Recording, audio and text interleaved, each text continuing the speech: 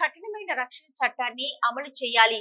న్యాయవాదులపై జరుగుతున్న దాడులను అరికట్టాలంటే కఠినమైన రక్షణ చట్టాన్ని అమలు చేయాలని న్యాయవాదులు డిమాండ్ చేశారు.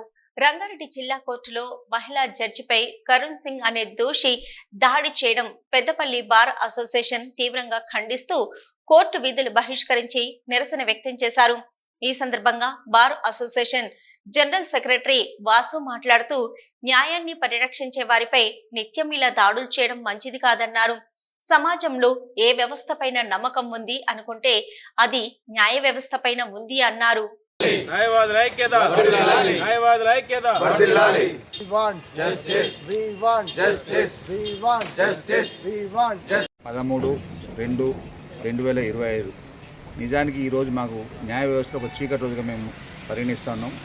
హైదరాబాద్లో రంగారెడ్డి జిల్లా కోర్టులో అదనపు జడ్జిగా 9వ అదనపు జడ్జిగా పనిచేస్తున్నటువంటి ఒక మహిళా న్యాయమూర్తి పైన ఆల్రెడీ అదే కోర్టు దోషిగా నిర్ధారించిన తర్వాత వేరొక క్రిమినల్ కేసు సంబంధించి పేషీ కోసం వచ్చినప్పుడు వాడు శిక్ష వేసిందనే విషయాన్ని మనసులో పెట్టుకొని గౌరవ జడ్జి గారి పైన వాడి యొక్క చెప్పులతో దాడి చేయడం జరిగింది.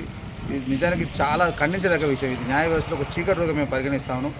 ఈ యొక్క దాడిని నిరసిస్తూ మా తెలంగాణ అడ్వకేట్ల అసోసియేషన్ పిలుపు ఇచ్చిన మేరకు మేమందరం కూడా పెద్దపల్లి బార్ అసోసియేషన్లో ఆధ్వర్యంలో మేము కూడా మా యొక్క విధులను బహిష్కరిస్తూ ఉన్నాము. ఇటువంటి దాడులు జరగకుండా ప్రభుత్వం కానీ పోలీసు వ్యవస్థ కానీ పటిష్టమైన చర్యలు చేపట్టాలని మేము మనస్ఫూర్తిగా కోరుకుంటూ మా యొక్క విధులను ఈరోజు మేము బహిష్కరిస్తూ ఉన్నాము. న్యాయవాదుల ఐక్యత, న్యాయవాదుల ఐక్యత.